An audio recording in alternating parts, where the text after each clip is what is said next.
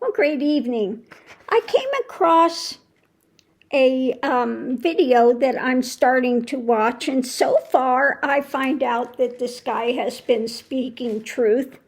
So what is it? It's quantum information, panpsychism explained by Frederico Fagan.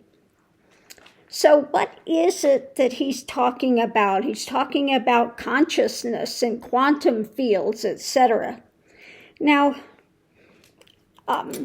he started looking into consciousness, his story, what I caught. Now, I'm not far into this.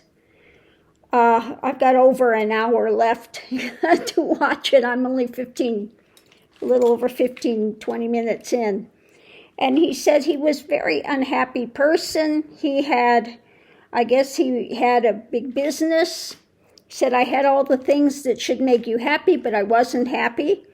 Then he was in Tahoe and he had this experience where this grand light burst out of his chest, and he was basically what he's describing is a samadhi state where you're open to that feeling of that divine bliss and oneness, okay? So it's a starting samadhi state that he experienced. And then he could see that he was observing, and this was coming from him, this divine bliss and everything. So that started his search. Then I guess he came across one person that was saying, because all of these scientists were saying consciousness comes from the brain. Well, no.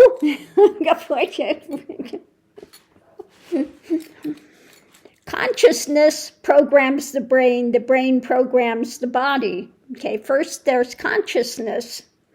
Now there's an easy way to know this is the truth, because I can tell you my experiences that happened, very deep experiences of the sudden shift of consciousness, okay, and what took place.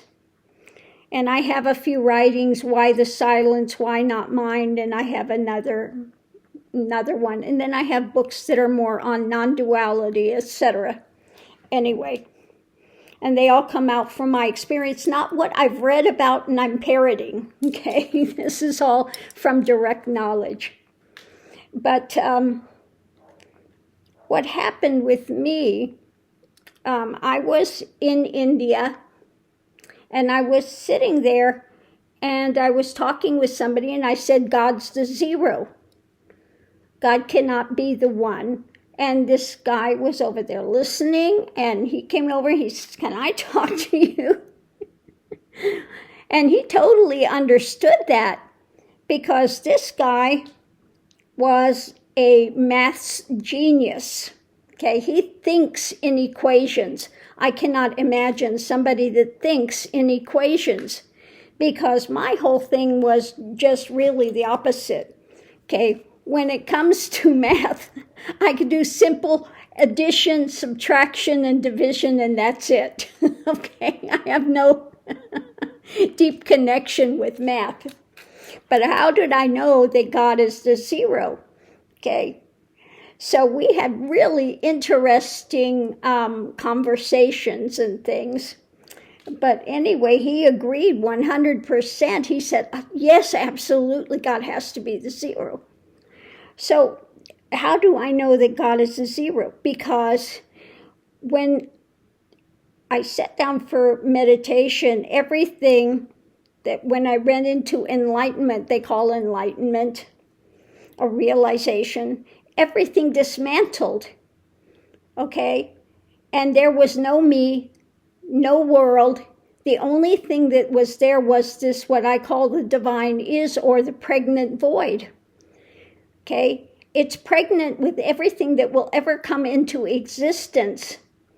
And it has absolute reality more than anything that you see here. And there's a massive shift of consciousness into that. Okay, and so when you go in and all of the stuff dismantles, all these ideas you had and everything, then when you go and you look at these things, they become so easy to understand. All these spiritual ideologies, etc. You understand where they're coming from and what they're pointing to, and this shift of consciousness takes place. And at that point, the revolving thoughts end, and you go into what's called Turiyatita, which is the still mind, okay, the quiet. So you are, at that point, you are just simply in, how would I say it? Awareness. Okay, you're in awareness. Okay. So anyway, I was talking to him, God has to be the zero because God cannot be divided. And, in the divine it's the pregnant void. Everything that will ever come into existence is within that already. Okay, whole and complete. But within itself, it doesn't seem to have any sort of a, it's not like here, it's not like a man, it's not a form, okay, that's there. So he understood that. I said, yeah, if you take a 1 and you add a 0, what happens? You have a 10. It adds how much value? You add another 0, and what happens? Adds X amount of value again, and you add another 0. And it continues to add value, although within itself it seems to have no valuation. Okay? So, and then that revelation led to all of the other, understandings and things of consciousness, the seed state of all of these things, this awareness, this life. I call it the life of all life and the death of all death. Because death is a misnomer. Nothing really dies. It just changes energetically. Okay? So, also, you understand at that point, when you go into the temple, like Khajuraho, the great tantric temple, which they know nothing about. You have these ones, and, they have coitus and stuff on the outside of the temple. And look at that. They have no understanding. That whole temple is done with mathematics. And I'm sure that if this maths professor went there and looked at that, he would get a very deep understanding because, like I said, he thinks in equations. So when you go into that temple, everything is on the manifestation on the outside of the temple. But you go in and then you leave the temporal world and you go into more silence, more stillness until you get to the inner sanctum. And then you see there, sitting there, the yoni and the lingam, okay? And so, I keep hearing these fools say that the lingam is a penis. I'm like, the yoni is like the feminine, okay, brings things into existence. And the oval, if you see, the lingam is like an oval shape, the 0, the pregnant void that brings everything into existence. It's more like, if you wanted to equate it with the body, what holds the seeds? It's oval. Hello, the testes. The seeds of existence, the seeds that come out into manifestation, okay? So, I look at them and I just, no, it's not that. So anyway, if you want to understand one easy way to tell that consciousness is not created by the brain, because when you have somebody, and there have been many cases of this, ones that have either died, had near-death experiences, or ones that, here's another one that's really good to understand it, ones that are in a coma. And they come out of the coma and they say, I heard everything that was around me. I was aware of all the things that were around me. Okay? Even though they were in a deep state of coma. Okay? So those are two examples of getting a little bit of clue about consciousness, that it's not created by the brain, okay? So they're just now starting to go and understand that. And this is why we say it's so important what you're thinking, what you're speaking, because, well, I do have my writings on that. Maybe I'll do the writings, read you the writings that I have on that. Why the silence, why not mind? And then there is another writing on that I did.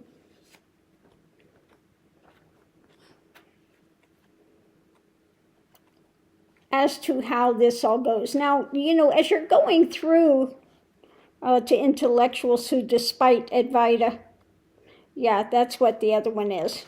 Okay. So, a lot of experience in the 30-year journey that I had.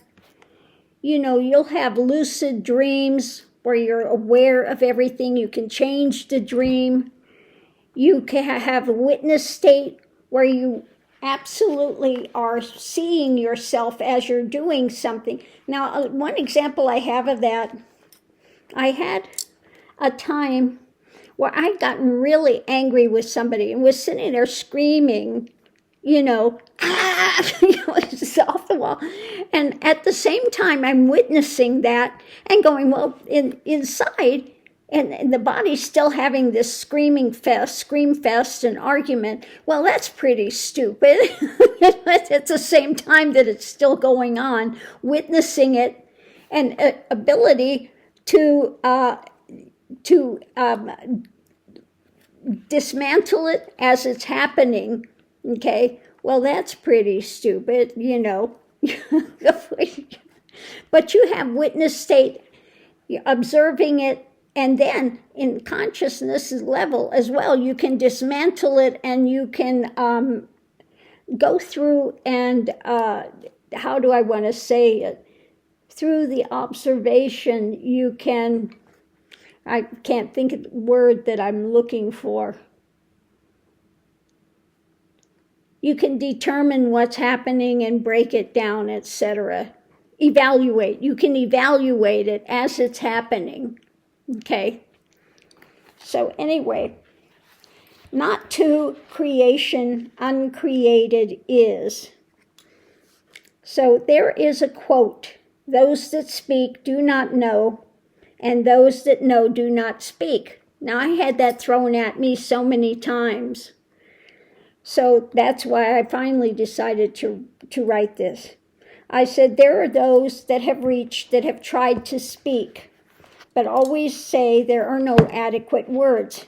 You cannot describe that which is, or the constant, or God, beyond form, or the source, or what I call the divine is, or the pregnant void. It's impossible. Many have tried, but it becomes a lesson in futility. Through trying, the great works, such as the Vivek Chudamani and the Ashtavakra Gita, came into being. Now the answer as to why it is impossible, because the word is thought. And word and thought are creation. And creation is duality. All words denote form. Even those that state formless just give another quality to form. Mind and thought create the Maya realm of form and the transient. That which is the constant is beyond all division and duality and form. So when you speak, Maya comes into existence. The moment you speak, you are separate from that which is. So now, how to reach? That is why the silence, inner silence, why emotions and mind and thought must stop. Only then will you go beyond the intellect. Only then can you reach the unreachable. Only in the silence, when mind and thought stop, then you go beyond to that which is. Then you go beyond the transient to the constant. In silence, the world of Maya ends. In non-thought, then true knowledge is. In pure awareness, that which is reality is. To reach, you must be willing to drop the world of the transient that you have held so dear. The fear that you cease to exist is unfounded, for you will find that while that which is seen as personality ends, you are one in the lap of reality. You are what the transient world proceeds from. You are the essence of existence and beyond existence. Then, if you desire personality and form, go for it. For you will find you are and have always been free. This is moksha. To finally understand that there is nothing you need freedom from, that it was and all is only a play of mind in the ever-changing transient realms of desire and experience, the dream state of Maya. Realization is beyond experience, although experience is the closest word of duality to explain being in that. Experience has a beginning and an end, and truth has no beginning nor end. Self has never been born, nor has it ever died. Although it sustains and gives life and meaning to form, the experience of form does not touch it. You are the perfection, untouched by any experience of form and Maya. Just as you are untouched by your dreams at night, the you of self is untouched by the Maya realm of dream and mind. Go within to the silence, drop the thought, just observe, have no preconceptions, just be. So here is the other one that I wrote, to intellectuals who dispute Advaita. While Krishnamurti is wonderful, unless you know beyond a shadow of a doubt through direct experience that of which he speaks, then it only becomes futile intellectual battle built on hearsay. And what you think may perhaps be true, what Krishnamurti has spoken of and what I speak of is what is known from direct knowledge. And it only comes when you go beyond mind and thought. For any thought or word brings concepts and form into being, and then you are separate into the world of Maya. This is why it's impossible to explain fully, for any word I would try to use sets up limitations and boundaries and concepts. Even if I say formless, it only brings to mind a state or quality of form. While intellect can discard one thing at a time as transient, and therefore not the constant or source, it cannot take you to the ultimate truth of existence, beyond existence, or the Maya realm from which it has proceeded. There must, in the end, come a total surrender and letting go to enter in and be dissolved into Source. But perhaps you do not wish to hear this from me now, and that's fine too. You're entitled to your view of truth or your illusion of truth, whatever it is. The emptiness, which holds the all, is not a void of flatness, but pregnant with all that is or will be. It is the potential for that which is expressed in form. All I can say is that in going beyond mind and thought, in the silence, you will find that all you thought to be true drops in an instant, and you know that the Maya realm is only a more extended dream state. It no longer has the hold on you.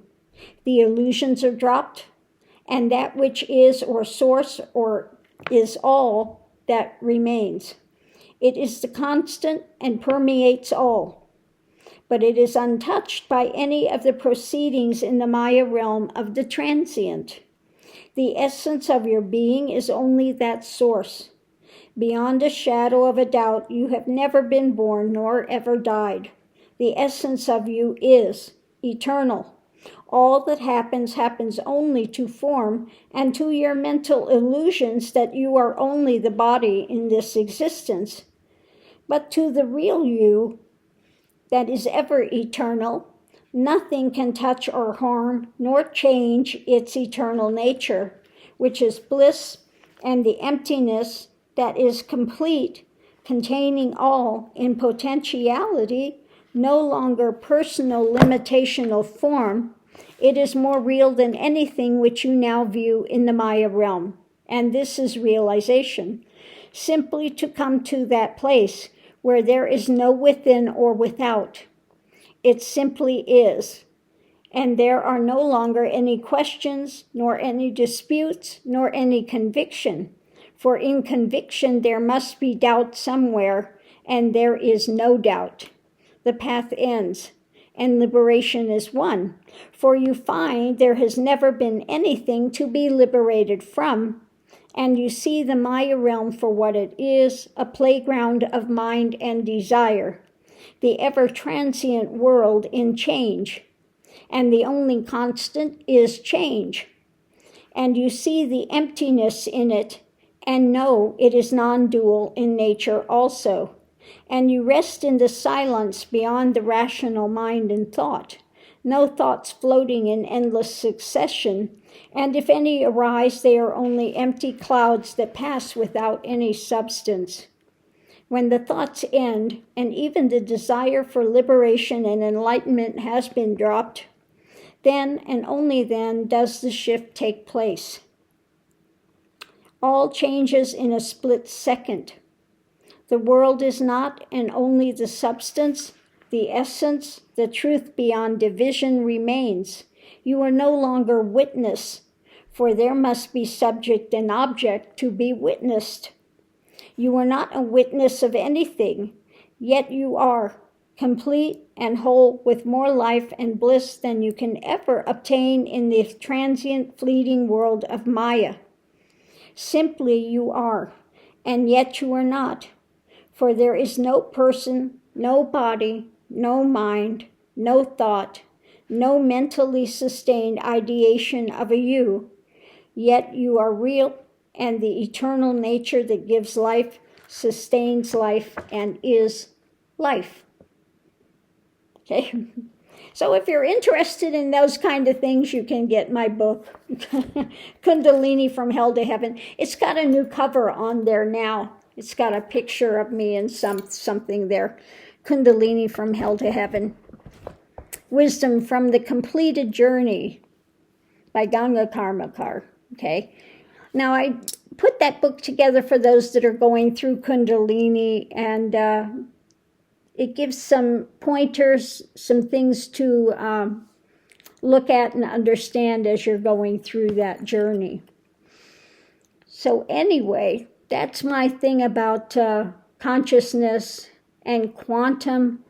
You know, the energy you put behind something is what is causing the quantum to bring things into manifestation. Now, they had a very interesting thing. The scientists had this thing, kind of like that game that they used to have, that the ball would go and, but each scientist knew exactly where that ball was going to go, what it was going to do, and it did that. But the interesting thing was, each one of those scientists participating in it saw it doing something different. Okay? So the quantum, that aspect of knowing the thing you're putting out there, that energy you are putting out there, creates that existence, creates that happening. Now we're, of course, on this planet, and there are so many other people, and that's why I say it's so important to stay in positivity, and you band together. And it's not just your consciousness, but it's the consciousness of the planet, the consciousness of where you live, the consciousness of maybe the place where you're living, that state, that country, than that world, okay? All of these things. And it's, again, the other knowledge that you have is that, everything in one cell, everything is complete and whole in it. You have that whole world within that one small thing. And that's how, I guess they say, the holograms or something work. But anyway, all of these things, this shift, when it takes place, this knowledge is just there. It's immediate. And everything that you thought, all the baggage you had, all that drama, drops in an instant, okay? And there's a whole shift of consciousness. That's another one that says, in the silence is sound, and in sound is silence. Nothing is not two. You can be in action and find inaction, okay? You can be in stillness, yet create movement, okay? Again, not two. These things are not divided, okay? So anyway, I'll leave that here. If you're interested, I'm going to listen to the rest of it and see how far they get with this. But it was interesting when I heard finally somebody saying, consciousness is not created by mind. Okay, so they are making some advancement there. But, the scientific world, sometimes they can be quite stubborn. But anyway, like I said, when I met that guy in India that thinks in equations, and he totally understood it when I said God has to be the zero. And again, think of it. And when you go into realization, these ones that have an experience, and then they come out and want to say they're better than somebody else, then they have gone back into mind and rooted and gone back into ego drama. Because what happens with it, you become the zero. Okay? And you understand that everybody at the core of being has that zero. You become the big zero. That's why you can laugh at all these things, because it all comes back to being the big zero. Okay? And this is a dream state of experience that you come here and play in and create and go through this. Why I say we will come out the other side. It will be okay. It will be okay. So anyway, on that note, I'll leave that here. And I'll go ahead and post the link to this. I want to hear the rest of what this guy is saying. Just see how far they go in this. And about understanding about that consciousness, because absolutely, you can't witness something if consciousness is coming from the brain. You can't be inside your body and then next second you're outside of your body. The consciousness is outside of the body and you're seeing and you're aware of what's there. So going through the Kundalini experiences, that journey, 1 second you're in the body and the next second you're out of the body. Okay? So it's to show you that you are not that physical form. You are not that. Okay? And if you can watch the thoughts, then you're not the thoughts. Okay? Whatever you can witness and see, you are not that. Okay? Netty, not this, not this, not this, not this. So anyway, it's you doing the journey. There are big revelations that come and changes that happened. Okay? And there are not a lot of people you can talk to or talk with about it because they are not in that consciousness. If you try to talk about some of the experience, they'd think you were absolutely stone cold crazy. But this is what takes place when you go through that type of journey. Anyway, if you're interested in any of these type of things, you can find my books on Amazon under Ganga Karmakar. But yeah. I have this one and the other one. If you're interested, I do have one. The ones I recommend are like the Kundalini from Hell to Heaven, or the Song of the Butterfly, Finding the Freedom Within. It's got just a lot of different little, a lot of different things to read on a lot of different subjects. And then there's another one that's on Advaita. It's more written from the Advaita perspective of non-duality. Okay, so on that note, I'll leave that here. We'll see you online.